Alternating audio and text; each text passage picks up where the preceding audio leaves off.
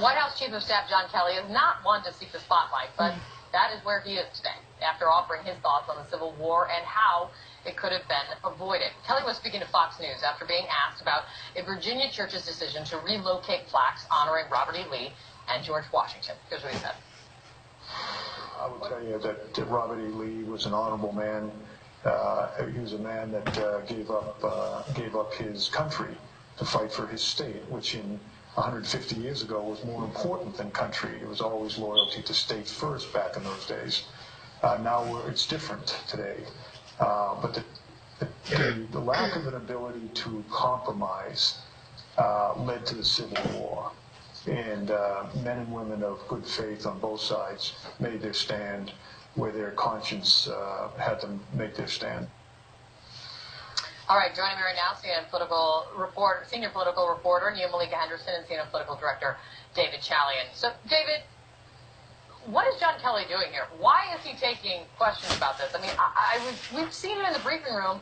If he doesn't want to take a question, he won't take it. Yeah, it's a little perplexing why he would want to delve into Civil War history and to do so incorrectly. I think that the question is sort of what compromise is he talking about between slavery and freedom? It's unclear to me what the compromise is there. But I do think that this also just raises the larger issue, Kate, which is that John Kelly is very at home in the Trump White House, and I think we're seeing that more and more over the last couple of weeks as he sort of delves into some more controversial issues. He seems almost sort of Trumpian in his responses.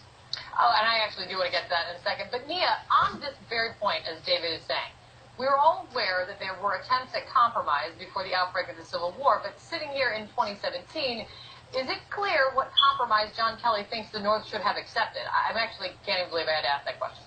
Yeah, I guess I'm not really surprised to hear John Kelly say this. I grew up in the South, and so this is kind of a talking point you often hear from people of a certain age, people of a certain race. That is never good when you start an answer with people of a certain age, Nia Malika Henderson. Right, and even if you look, you go and you look back at the Civil War documentary, which I encourage John Kelly to look at. Shelby Foote, who's a Southern historian who wrote multiple volumes on the Civil War, said almost those exact words, that it was a lack of an ability to compromise.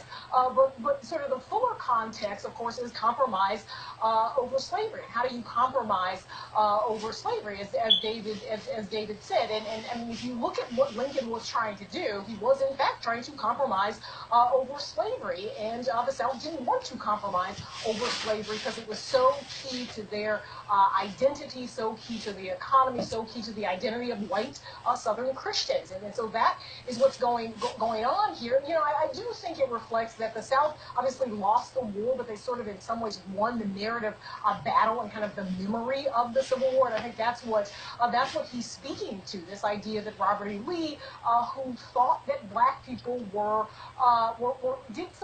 basically benefited from slavery. I mean, that was Robert E. Lee's philosophy, right?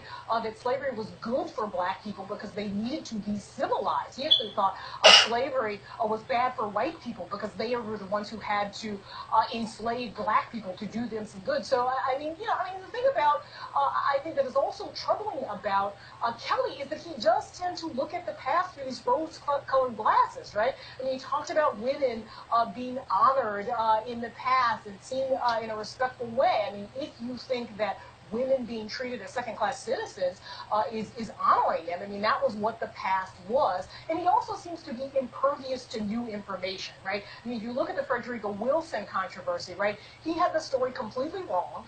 The truth of what she said came out, and he still refused to apologize, refused to change his approach to that story. So, you would hope that John Kelly will read about the Civil War. I mean, it's probably the most covered war and period of history in American history. I mean, multiple volumes, hundreds of thousands of books are written on that period. So you would hope he would read a little bit more and kind of broaden his idea of what that war was actually about.